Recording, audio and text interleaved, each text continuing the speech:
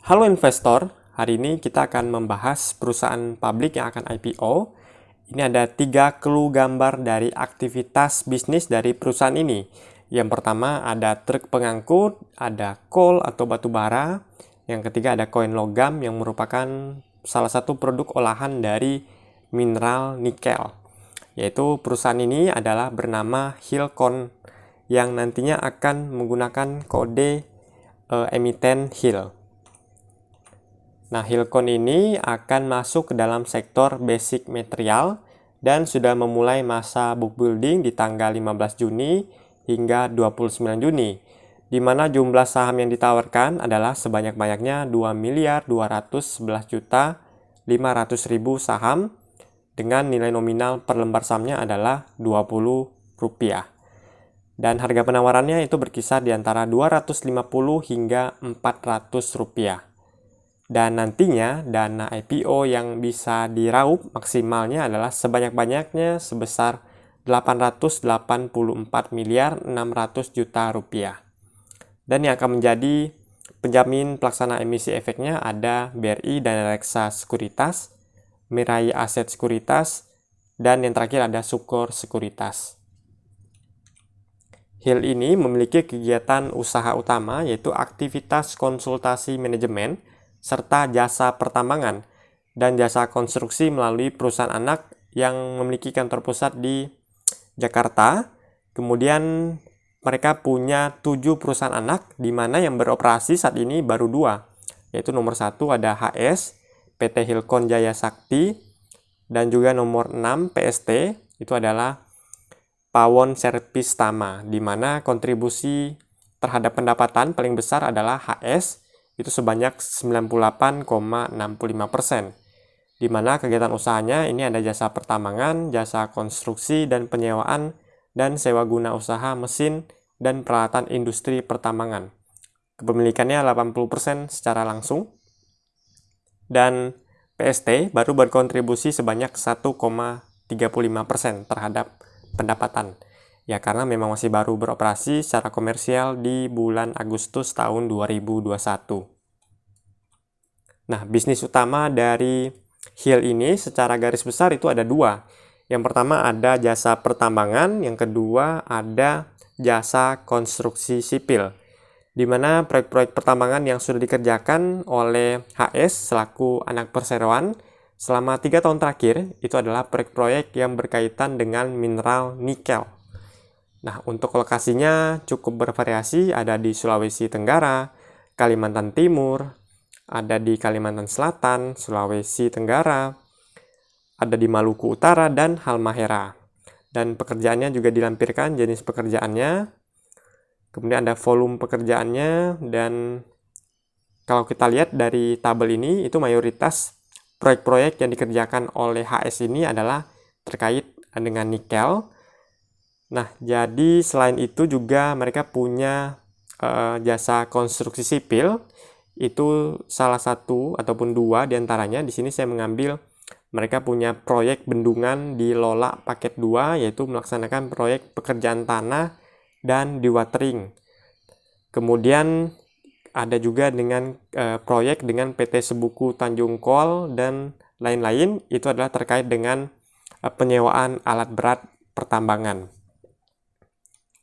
Nah, untuk struktur permodalan dari HIL ini, jadi nantinya akan dimiliki saham-saham dari HIL, itu yang pertama adalah dimiliki oleh PT Hilcon Equity Management, porsi kepemilikannya paling besar 68,85%. Yang kedua ada PT Bukit Persada Indonesia sebanyak 16,15%. Kemudian terakhir akan dimiliki oleh publik ataupun kita sebagai masyarakat itu sebanyak 15%, dan total jumlah lembar sahamnya 2,2 miliar lebih.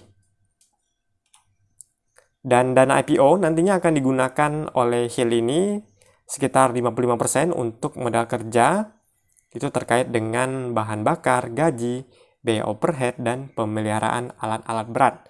Sedangkan sisanya 45% akan digunakan untuk belanja modal, meliputi pembelian berupa alat berat dan beserta penunjang, sarana penunjang lainnya. Nah, ini yang paling penting, prospek usaha dari Hill. Nah, jadi kita tahu bahwa sebaran cadangan biji nikel di Indonesia itu 90% itu tersebar di wilayah-wilayah, diantaranya ada Sulawesi Tengah, Sulawesi Selatan, Sulawesi Tenggara, dan Maluku Utara.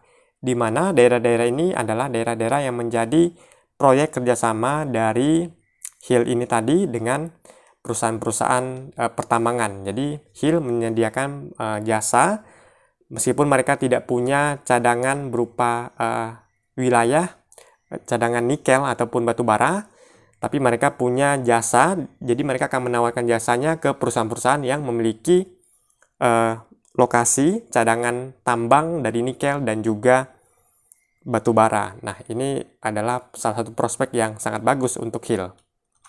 Kemudian kita tahu juga cadangan nikel dunia itu paling banyak dimiliki di Indonesia. Hampir mayoritas ya, 52%, ataupun sebanyak 72 ton nikel itu berada di Indonesia. Dari total cadangan dunia sebanyak 139 juta lebih ton nikel. Kemudian berdasarkan data dari USGS juga di tahun 2022 di bulan Januari, produksi nikel di Indonesia itu paling banyak, nomor 1 di dunia bahkan ya. Dan porsi persentase terhadap kontribusi produksi nikel dunia itu sebanyak 30,72% dari mayoritas sebanyak 2,5 juta ton produksi nikel. Dan diestimasi tahun 2021 itu bisa mencapai produksinya 1 juta ton lebih produksi nikel di Indonesia. Nah, kita udah bahas nikel, kemudian kita bahas sebenarnya nikel digunakan untuk apa sih? Nah, itu yang pertama, olahan awalnya akan digunakan untuk stainless steel, logam campuran senyawa kimia, pencetak gelas atau kaca. Bahan campuran produknya apa aja tuh? Bisa digunakan untuk gedung, pesawat, baterai, alat kedokteran, komponen otomotif, uang logam, alat elektronik, dan peralatan dapur. Seperti yang kita tahu, Indonesia di tahun-tahun sebelumnya itu lebih banyak mengekspor biji nikel, yaitu produk raw material ataupun bahan mentah, dan nantinya di luar negeri mereka akan mengolah, perusahaan-perusahaan tersebut akan mengolah menjadi produk-produk yang ada di list ini, contohnya campuran produknya. Namun Indonesia mulai tahun ini itu mereka sudah mulai berencana untuk membangun smelter-smelter yang nantinya akan bisa mengolah produk-produk biji nikel menjadi produk-produk end product ataupun produk jadi yang bisa langsung digunakan. Jadi kedepannya produk biji nikel itu tidak akan diekspor ke luar negeri. Indonesia rencananya akan mengolah sendiri sehingga akan menambah nilai ekonomi dan juga bisa membuka lapangan kerja yang ada di Indonesia. Kita tahu bahwa kemarin di bulan ini juga itu ada salah satu kabar baik di mana Indonesia mendapat investasi yang nilainya kalau nggak salah mencapai 142 triliun, yaitu investasi dari LG terkait dengan pembangunan industri baterai listrik yang ada di kawasan industri terpadu Batang. Nah, dari investasi ini nantinya Indonesia akan mengolah nikel dan nantinya akan memberikan nilai tambah terhadap nilai ekonomi Indonesia itu bisa mencapai 5,18 miliar per tahun. Selain di sisi itu juga dapat menyerap tenaga kerja yang ada di Indonesia. Ini merupakan salah satu sisi positifnya. Selain prospek, kita juga harus tahu resiko-resiko yang mungkin saja dihadapi oleh Hill, baik itu secara langsung maupun tidak langsung. Di antaranya terkait dengan masalah supply and demand dari pasar.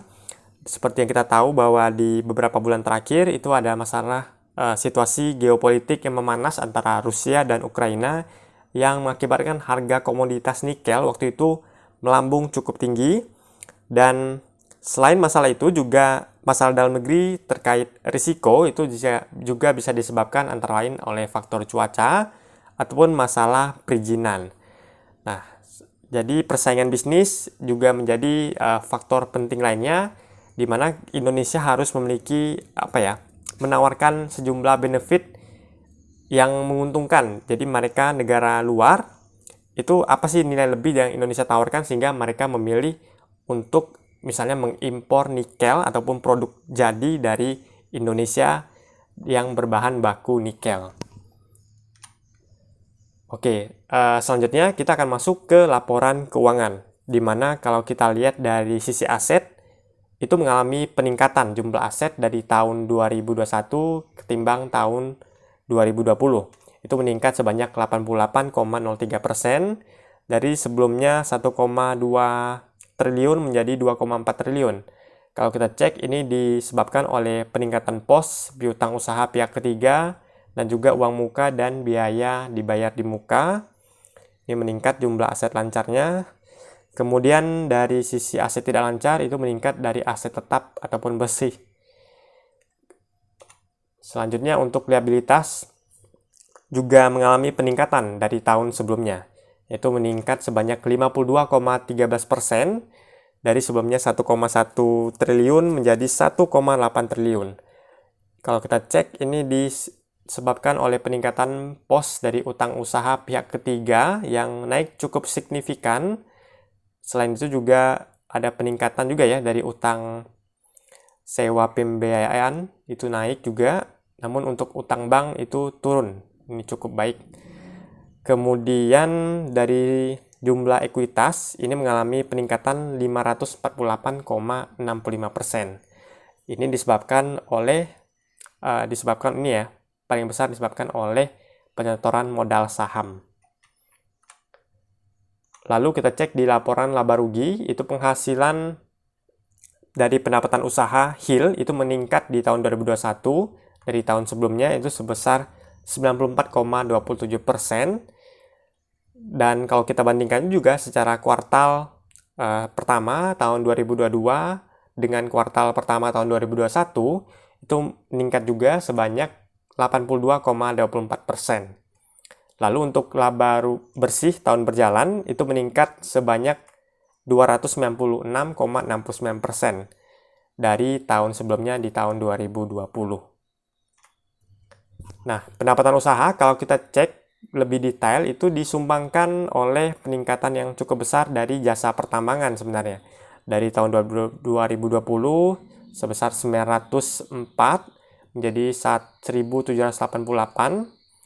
Kemudian jasa konstruksi dari 116 ke 195. Jadi kalau kita cek di sini mayoritas oleh ini ya, kontribusinya oleh peningkatan jasa pertambangan yang cukup signifikan. Oke, kita masuk ke poin pentingnya. Ini adalah di valuasi. Nah, valuasi kalau kita menggunakan harga terendah, IPO nanti adalah 250, maka didapatlah price earning ratio-nya di 7,27 dan price book value-nya di angka 2. Kalau kita bandingkan, jika menggunakan harga terendah ini, ya untuk price earning ratio-nya masih terbilang ini ya, murah ya. Dari ini ya, antara kompetitor pesaingnya. Untuk PBV-nya juga masih tergolong murah. Namun kalau kita menggunakan price-nya di Rp400, maka price earning ratio-nya 11,64 dan price book value-nya di 3,97. Ya masih relatif lebih mahal sedikit lah gitu dibanding para pesaingnya.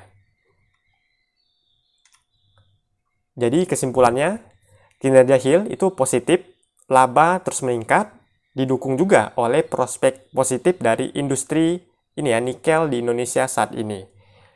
Namun kalau kita menggunakan valuasi sederhana HIL, apalagi menggunakan harga tertingginya, menggunakan ini ya, price to earning ratio dan price book value-nya, itu masih tergolong mahal sebenarnya. Nah, oke, mungkin sampai di sini dulu video pembahasan perusahaan IPO HIL. Jika kalian punya pertanyaan, kalian tinggal tuliskan saja di kolom komentar.